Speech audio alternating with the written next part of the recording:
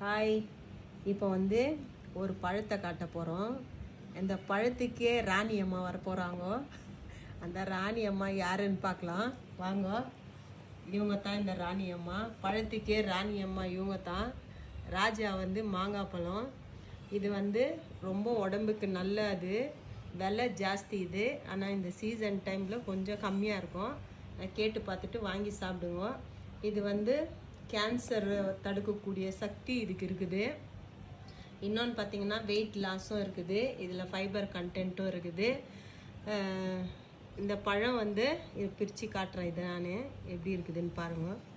வந்து இது பாருங்கள், இந்த மாதிரி உள்ள நல்லாயிருக்கும். இது கலரு ஒயிட்டு, ஸ்வீட்டும் ரொம்ப நல்லாயிருக்கும்.